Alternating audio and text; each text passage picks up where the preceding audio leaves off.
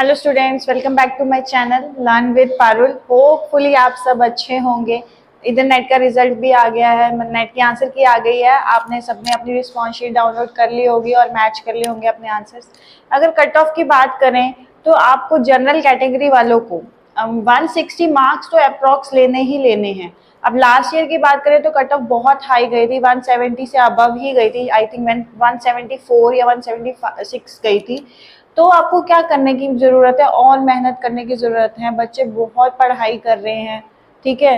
आपको बस घबराना नहीं है, सिर्फ पढ़ाई करनी है। अगर आप अच्छे से पढ़ाई करोगे तो आप इजीली नेट क्वालिफाई कर लोगे। हाँ, और एक स्टेट ऑफ माइंड भी होता है वहाँ जाके आपका माइंड कैसे चल रहा है, ठीक है। आप कैसे सॉल्व कर पा रहे हो, कितनी स्पीड से सॉल्व कर पा रहे हो, कितनी एक्यूरेसी लेके आ रहे हो, वो भी डिपेंड करता है। तो उसके लिए आपको क्या करना है, प्रैक्टिस। प्रीवियस ईयर क्वेश्चंस की प्रैक्टिस करनी है। आप कितने टाइम में निकाल पा रहे हो, आपको टाइम लिमिट सेट करके एक पेपर उठाना है, कोई भी उस पेपर को सॉल्व करना है। देखना है कि आप आप 100 क्वेश्चन कितने आवर्स में अटेम्प्ट कर पा रहे हो, ठीक है। तो आप ये सब कर लोगे तो इजीली आपका नेट क्वालिफाई हो जाएगा, ठीक है। तो आप बस पढ़ाई करें, ठीक है। आज हम पढ़ने वाले हैं फंक्शनल डिपेंडेंसीज। फंक्शनल डिपेंडेंसी एक डीबीएमएस का ही टॉपिक है। अभी हम डीबीएमएस पढ़ रहे हैं। मैं सोच रही हूँ साथ साथ में एक सब्जेक्ट और स्टार्ट कर दूँ, प्रोग्रामिंग का, ठीक है। वो बच्चों के लिए, एक बच्चों ने मुझे बोला है कि मैम प्रोग्रामिंग इन सी और ऊप्स के कंसेप्ट भी आप हमें करवा दीजिए। तो मैं साइड बाय साइड सी के भी वीडियोस डालनी स्टार्ट करूँगी, ठीक है। आज हम पढ़ने वाले हैं फंक्शनल डिपेंडेंसी। अब फंक्शनल डिपेंडेंसी क्या होता है? डिपेंडेंसी का मतलब ही इंग्लिश में अगर हम बात करें तो डिपेंडेंसी का मतलब क्या होता है? किसी चीज़ पे डिपेंडेंट। हम कहते हैं ना कि बच्चे पेरेंट्स पे डिपेंडेंट है, तो बच्चों की डिपेंडेंसी किसके साथ है? पेरेंट्स के साथ है। ऐसे ही डीबीएमएस के अंदर क्या होता है, जो फंक्शनल डिपेंडेंसी होती है वो क्या होती है? एट्रीब्यूट्स के बीच में डिपेंडेंसीज। सपोज जैसे कि मेरा रोल नंबर है 1, ठीक है। अब मेरे रोल नंबर से क्या क्या चीज़ें निकल सकती हैं? मेरा नाम निकल सकता है, मेरी क्लास निकल सकती है, मेरी एज निकल सकती है, मेरे कोर्सेज निकल सकते हैं। तो मतलब मेरी जो आईडी है, ठीक है, वो डिटरमाइन कर रही है इन सब सारी चीज़ों को, ठीक है। और मैं किस पे डिपेंडेंट हूँ? अपनी आईडी पे डिपेंडेंट हूँ। तो सिमिलरली इसमें भी क्या होता है? एट्रीब्यूट्स की डिपेंडेंसी होती है। मतलब दो सेट्स ऑफ एट्रीब्यूट्स के बीच में अगर हम रिलेशनशिप को स्पेसिफाई करते हैं तो वो क्या कहलाता है? फंक्शनल डिपेंडेंसी कहलाता है। अब यहाँ पे देखो, एक मैंने रिलेशन लिया आर, ठीक है, उसके अंदर दो सेट ऑफ एट्रीब्यूट्स हैं, एक्स एंड वाई। मैंने दो एट्रीब्यूट्स दिए थे। आपको याद होगा एंटिटी और एट्रीब्यूट्स तो क्या था? एंटिटी क्या होता है? कोई भी रियल वर्ल्ड इवेंट या ऑब्जेक्ट हो सकता है। और एट्रीब्यूट क्या होता है? जो उन्हीं एंटिटी की प्रॉपर्टीज को स्पेसिफाई करता है, वो क्या कहलाता है? आपका एट्रीब्यूट्स कहलाता है। मैं एक बार इसका एग्जाम्पल फिर से आपको दे देती हूँ। देखो, अगर मान लो एक स्टूडेंट है, ये स्टूडेंट एक एंटिटी है आपकी। अगर मैं कहूँ स्टूडेंट की आईडी, स्टूडेंट का नेम, ठीक है, स्टूडेंट की क्लास, तो ये सारी चीज़ें आपके क्या कहलाएंगे? एट्रीब्यूट कहलाएंगे। तो अब इस टॉपिक में हम क्या पढ़ने वाले हैं कि ये जो एट्रीब्यूट्स है, इन दोनों, इनके आपस में डिपेंडेंसी, वो क्या कहलाती है? Functional dependency. हाँ, एक बार एचटेट में ये क्वेश्चन आया हुआ है। एचटेट में एक बार ये क्वेश्चन आया था कि फंक्शनल डिपेंडेंसी किसके बीच में रिलेशनशिप बताती है? रिलेशन के बीच में, एंटिटी के बीच में, एट्रीब्यूट्स के बीच में, या टेबल्स के बीच में? तो आपका क्या आंसर आएगा इसका? एट्रीब्यूट्स के बीच में। ये एचटेट का क्वेश्चन है। आई थिंक 2021 के अंदर ये क्वेश्चन आया था एचटेट में कि फंक्शनल डिपेंडेंसी किन दो सेट ऑफ किन दो वैल्यूज के बीच में रिलेशनशिप बताती है? तो किसके बीच में बताती है? एट्रीब्यूट्स के बीच में। अब यहाँ पे क्या है? एक्स वाई है। X Y, X determines Y, ठीक है। यहाँ पे x है, ये x डिटरमाइंस y। तो ये जो x है आपका, ये क्या कहलाएगा? डिटर्मिनेंट। और y क्या कहलाएगा? आपका डिपेंडेंट। आप इसे ऐसे भी बोल सकते हो, x determines y, y is dependent on x। समझ में आ गया? ये दोनों लाइन आप बोल सकते हो कि x तो y को डिटरमाइन कर रहा है, जबकि y क्या है? डिपेंडेंट है किसके ऊपर? x के ऊपर। ये मेन फंक्शनल डिपेंडेंसी का रूल है, x डिटरमाइंस y, ठीक है। ये समझ में आ गया आपको? अब मैं एक एग्जांपल बता रही हूँ आपको इसका। सपोज मैंने एम्प्लॉय नाम की कोई टेबल लिया है, एम्प्लॉय नाम की कोई एंटिटी ली है, उसके एट्रीब्यूट्स क्या क्या हैं, ईआईडी है, नेम है और सैलरी है। ये तीनों क्या है, इसके एट्रीब्यूट्स है। ठीक है, अब इसमें से प्राइमरी की क्या होगी, आप बताओ मुझे। मैंने आपको लास्ट क्लास में इसमें प्राइमरी की के बारे में, फॉरेन की के बारे में, एंटिटी, एट्रीब्यूट्स, रिलेशनशिप, एक्चुअल में डीबीएमएस होता क्या, सीक्वेंस में पढ़ने का है।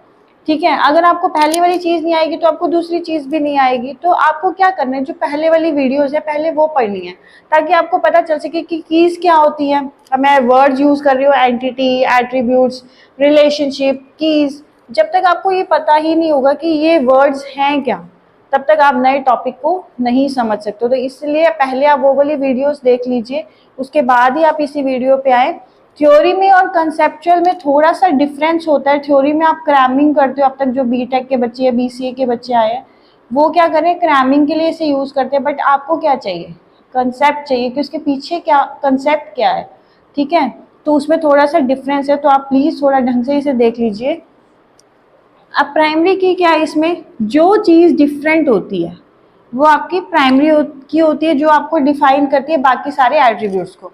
तो ईआईडी, एम्प्लॉय की आईडी डिफरेंट होगी। नेम तो सेम भी हो सकते हैं, मान लो राम है, राम नाम के दो एम्प्लॉय हो सकते हैं, बिल्कुल हो सकते हैं। हो सकता है सेम डिपार्टमेंट में काम करें तो उनकी दोनों की सैलरी भी क्या हो, 15,000 हो, लेकिन उनकी जो ईआईडी होगी वो क्या होगी, डिफरेंट होगी। ठीक है, तो इसमें प्राइमरी की आपकी क्या कहलाएगी, ईआईडी। जो वैल्यू यूनिक होती है वो आपकी क्या होती है, प्राइमरी की। तो इसकी प्राइमरी की क्या होगी, ईआईडी। ठीक है, ये टेबल आपको समझ में आएगी कि एक ईआईडी है जो कि प्राइमरी की है। इस टेबल का हमने एम्प्लॉय का नाम लिखा है, एम्प्लॉय की सैलरी लिखी है। अब हम इसमें डिपेंडेंसी कैसे निकाल सकते हैं। ठीक है, डिपेंडेंसी के लिए आप इधर आओ, ये देखो, ये एम्प्लॉय नाम की टेबल थी आपकी, ईआईडी आपकी प्राइमरी की थी, तो मैंने इसको अलग बॉक्स में रखा है और ये नेम को और सैलरी को डिटरमाइन कर लिया।